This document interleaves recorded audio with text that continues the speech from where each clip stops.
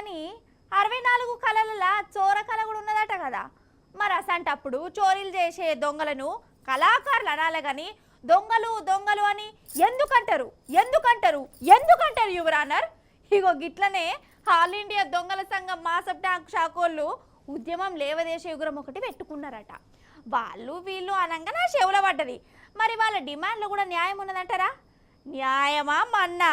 మంది కొంపలు ముంచటోని దొంగ అనకుండా ఇంకా పిలిచి సన్మానం చేయాలా ఏంది అన్నట్టు. ఈ దొంగల తెరువుకి ఎందుకు అయినా అంటే మనం నిజామాబాద్కు పోవాలా. ఆడ కొందరు దొంగలు మూడో కంటికి తెలవకుండా చేసిందెవలో ఎరక కాకుండా ఏదో అతి తెలివి చూపించిరట. మరి వాళ్ళ తెలివి తెల్లారిందా లేదా చూద్దాం పారి. మనం ఇప్పుడు నందిపేట మండలం వెలమలూరులో ఉన్నాం. అగజూడూరి ఇండ్లన్నీ ఎట్లా చిందరవందరైనాయో. రామ రామ, అసలు రాత్రి ఏమైందో చూడాలి మీరు.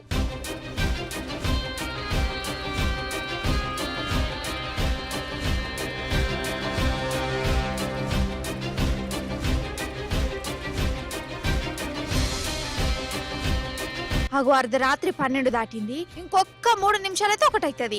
12 అయితే దొంగలు బ్రహ్మ ముహూర్తం పెట్టుకున్నారో ఏం పాడో రంగాలకు దిగిర్రు. వరిసెంబడి ఇండ్లకు పోయి గిట్ల దోసుకుపోయిర్రు. అటు వెనక చూడూరి కారపొడి జల్లేరు. అగో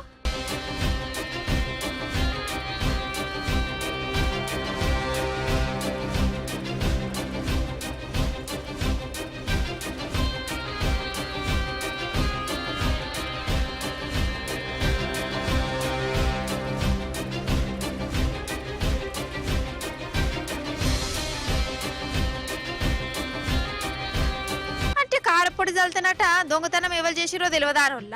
ఈ దొంగలకి ఎవరు చెప్పిరో గాని కత్తులు కటాలకు బదులు కారపొడి పొట్లాలు తెచ్చుకొని దొంగతనాలకు దిగబడుతురు. ఇల్లుగాల్లోళ్ళు నిద్రలేత్తనో వాళ్ళ కళ్ళల్లో జరుగుతారట.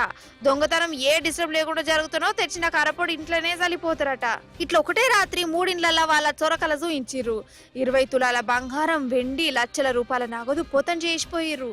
కాదోళ్ళు ఏమన్నట కోపం గాని గింత సలిలా వానం గొట్టంగా నిద్ర ఖరాబ్ చేసుకొని మరి అర్ధరాత్రి పూట ఇండ్లలో వచ్చి గింత రిస్క్ తోని దొంగతనాలు చేసుడెందుకో. మరి గిదే కమిట్మెంట్, గిదే హార్డ్ వర్క్, గిదే విజన్, గిదే కష్టం, గిదే రిస్క్ ఏదైనా కష్టపడి పని చేసే దాంట్లో చూస్తే ఏమవుతుందో అట్లా అద్దు కావచ్చు. ఇట్లా దొంగతనాలు చేస్తేనే వాళ్ళకు పగటిపూట నిద్ర పడుతుంది కావచ్చు. వాళ్ళ ముఖం అంగడి పోను.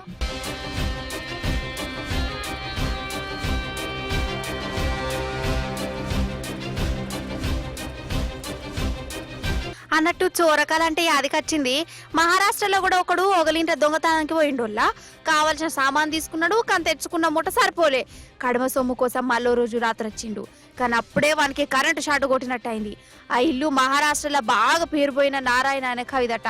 ఈయన రాసిన కవిత్వాలు కూడా వెనకట చదివిండట ఆ దొంగోడు. ఆ కవి అప్పట్లోనే కాలం చేసిండు. కానీ దొంగోనికి ఎట్లెట్లనో అనిపించింది.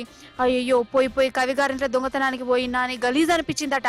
అందుకే ఒక లెటర్ రాసి స్వారీ ఇది కవి గారి ఇల్లని నాకు తెలియదు, దొంగతనం చేసినందుకు ఏమనుకోకురి, నాకే ఇజ్జత్ అనిపిస్తుంది అని లెటర్ రాసిపోయిండు. అంటే ఈ దొంగోడు జాలిగుండే గల్లోడు అన్నట్టు, మంచి దొంగ అన్నట్టు కదా.